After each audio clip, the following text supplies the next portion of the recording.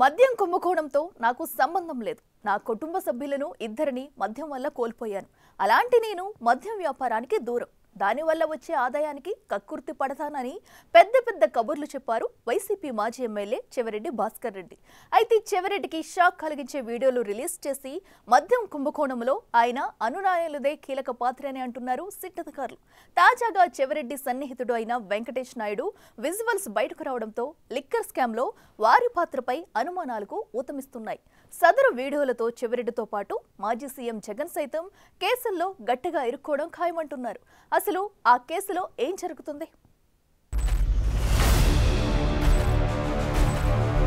ఉమ్మడి చిత్తూరు జిల్లా వైసీపీ మాజీ ఎమ్మెల్యే చెవిరెడ్డి భాస్కర్ రెడ్డి బాల్య స్నేహితుడు, హైదరాబాద్లో రియల్ ఎస్టేట్ వ్యాపారి అయిన చెరుకూరి వెంకటేష్ నాయుడుకి చెవిరెడ్డితో ఉన్న సన్నిహిత సంబంధాలతో వైసీపీలోని అగ్రనాయకులకు పరిచయమయ్యాడు.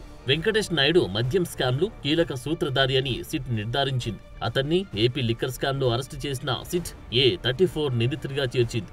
చెవిరెడ్డి భాస్కర్ రెడ్డితో పాటు వెంకటేష్ నాయుడు దేశం వదిలిపోతూ ఉండగా బెంగళూరు విమానాశ్రయ పోలీసులు ఇచ్చిన సమాచారం మేరకు సిట్ అదుపులోకి తీసుకుంది.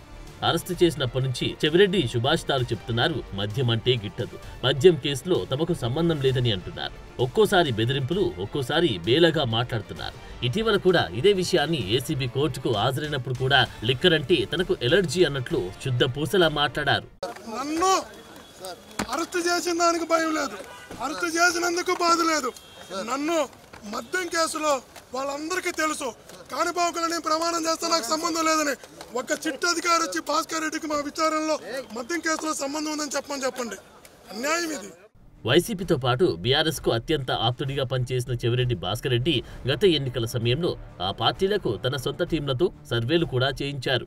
2 తెలుగు రాష్ట్రాల ప్రభుత్వాలకు అప్పట్లో ఆప్తుడైన చెవిరెడ్డి అక్కడ ఇక్కడ వ్యాపార దంతాలు కొనసాగించారట. ఆయన తరపున రియల్ ఎస్టేట్ వ్యాపారాలను హైదరాబాద్ లో వెంకటేష్ నాయుడు చక్కదిద్దేవాడని అంటున్నారు. దానికి తోడు తాడేపల్లి జగన్ నివాసంలో 2022లో జగన్ నివాసంలో సంక్రాంతి నాడు తిరుమల దేవస్థానం సెట్టింగ్ వేసి సంబరాలు నిర్వహించారు. ఈ సంబరాల్లో కూడా వెంకటేష్ కీలక పాత్ర వహించాడంట. దానికి సంబంధించి జగన్తో సన్నిహితంగా ఉన్న ఫోటోలను వెంకటేష్ తన ఫేస్బుక్ పోస్ట్లో పోస్ట్ చేశాడు. అందులో వైసీపీ నాయకులందరిలోనూ వెంకటేష్ సన్నిహితంగా ఉన్న ఫోటోలున్నాయి. చివరకు లక్ష్మీ పార్వతి ఫోటోలతో సహా ఉండడం గమనార్హం. తిరుమల శ్రీవారి దర్శనానికి సైతం వెంకటేష్ మంది మార్బలంతో వచ్చినప్పుడు అక్కడ అధికారులు రాజ మర్యాదలు చేసేవారంట. ఆయా సందర్భాల్లో చెవిరెడ్డికి ఆత్మగా వెంకటేష్ నాయుడు కీలకంగా వ్యవహరించాడని అంటున్నారు. 2 రోజుల క్రితం వ్యక్తిగత కక్షతోనే పెద్దిరెడ్డి రామచంద్రారెడ్డితో కాలేజీ రోజుల్లో చంద్రబాబుకున్న గొడవలను మనసులో పెట్టుకుని మిథున్ రెడ్డిని అక్రమంగా కేసుల్లో ఇరికించారని మాజీ సీఎం జగన్ ఆరోపించారు. దానికి బదులుగా వెంకటేష్ వీడియోలు దిమ్మ తిరిగే విధంగా ఉన్నాయని అంటున్నారు.